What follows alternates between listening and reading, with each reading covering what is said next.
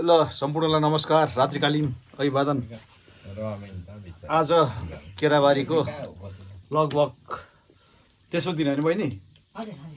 Friday आएको, Saturday Sunday, ल लगभग तेस्रो दिनको बसाइ र यो अन्तिम बसाइ पनि हो। यहाँ यी मामा शान्ति बहिनी, म यहाँ दन्तरी माइजी यहाँ हुनेछ। हामी आज सोलुसम्मको यात्रा पुरा गरी घर भर्खरै आएर अहिले कति 10 बजिसकेको अवस्था छ। अनि त्यत्रो हिँडेपछि अनि आज 1-2 करोडको यो चिकनको दुम्सीको त यो त दिनै पर्ने भयो भन्ने हिसाबले हिजो खुइले कुखुरा खाइयो, आज दुम्सी गर्दाखेरि ल यस्तो छ है।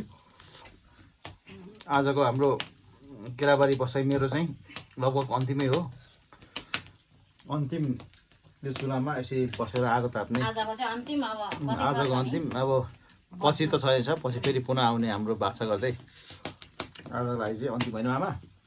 मामाले के भन्नुहुन्छ? हुन्छ, सबै आफन्तजनहरू नमस्कार हजुर। अब यहाँनिर कहाँ के हो भन्दाखेरि चिउडुल बनाउँदा पनि हामी पनि किराँतीको बच्चा त्यहाँनिर चाहिँ अलिकति कता के मिलेन। अनि अबेर 1 बजे गयौँ सोलु माथि। अनि त्यहाँ हेर्न लायकको रहेछ। म पनि गएको थिएन, 20-30 वर्षै भएको थियो। बिहिबारबाट त 2 घन्टामा आउजाउ गरिन्थ्यो, 3 घन्टा माथि क्रस गरियो। अनि त्यो भ्यू टावर पनि छ, त्रिशुल एउटा व्यक्ति चढा यामानको त्रिशुल एउटै व्यक्तिले। अनि त्यहाँनिर पाथिबारा बहिनी पाथिबारा जस्तो खुट्कुलो चढ्दै माथि गयौँ। अनि हिजो रहेको खुट्को गौतमको समय अभावले तकिएको घर कहाँ भन्नु भएन, भन्नुभएको गौतम भान्जाले मगर गाउँ जान सकेनौँ। तर आइतेको छोरा माइला चेते पनि भेटियो, भुलियो।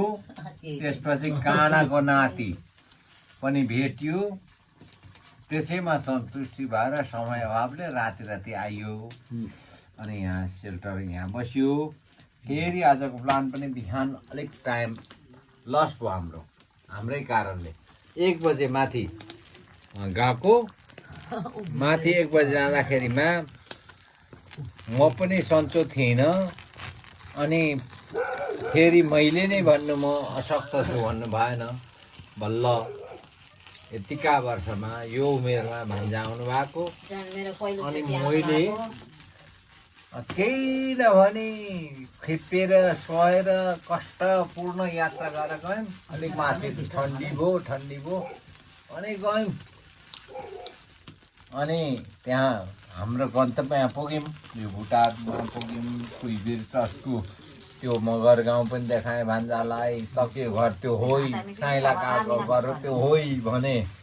फेरि बाइनाकुलर पनि हेर्नुभयो भान्जाले। अनि सोलुको विभिन्न गाउँ, याकमनको गाउँ, 45को गाउँ, अनि के भन्छ सुजितको बाबुको गाउँ, सल्लेरी यतापट्टि पर्छ। देखिँदैन त यो लोकेसनमा गैरी आमाले भन्नुहुन्थ्यो, गैरी यस्तो राम्रो ठाउँ त्यो। अनि माउन्ट एभरेस्ट नजिक त्यहीँ छुनु सकिन्छ जस्तो देखिन्छ। त्यहाँ उफ्रेर छुला जस्तो होइन? सबै क्लियर। ऐसलकोटको बजार, भीष्महरूको गाउँ पनि देखाएँ। अनि सबै मैले चिनजानसम्म। अनि दिदीले सुन्दै हुनुहुन्छ, भोलि सुन्नुभयो भने हाम्रो आमाको माउली भनेको क्वारे रहेछ। पर्वेको के भन्छ फुपूको सुनि दिदीको गाउँै रहेछ क्या। धौले पापलाइन भेट्टायौँ। अनि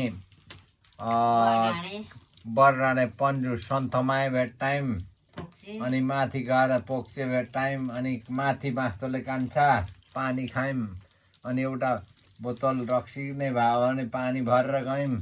अनि त्यहाँबाट पर गएर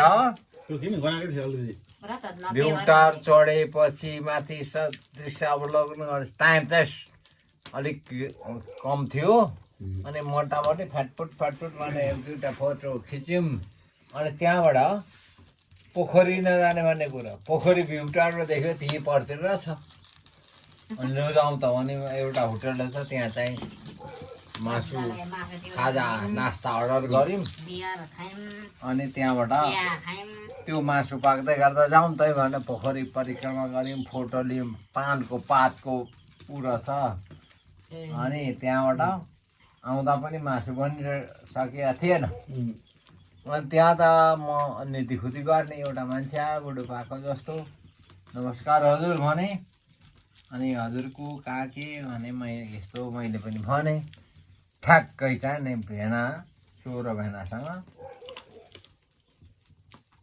भिडियोमा कुरा गर्दै गर्दा भेनालाई चिन्नु भएन पछि त यस्तो पो त्यस्तो भने ए भनेर कम्ती राम्रो गफसप भयो गौतम मान्जाले त्यहाँ उनी बुढालाई रक्सी पनि एक कप खिलाउनु भयो अनि 300 पैसा पनि दिनुभयो अनि तल आएपछि फेरि 6 बजे त हिँडेको 6 बजे त्यहाँ हिँडेको तल आएपछि त्यो एउटा केटोलाई 500 दिनुभयो त्यो पछि खुलासा हुन्छ म अहिले भन्न गइनँ किनभने अघि भान्जा र मामाको कुरा भएको थियो अनि त्यहाँबाट सन्तमा आएँ बर्नाडे परिको मामलाई 1000 दौले पाप चाहिँ अब त्यहाँ गोठ थियो बिहान भेटेका थियौँ गएर छन् अब भोलिपछि म मार्फत दिने कुरा भयो अनि खर्र आयौँ खुट्टा त दुख्यो नि धमलानले भेट्नै पर्यो अनि त्यहाँ भिडियो गर्दाखेरि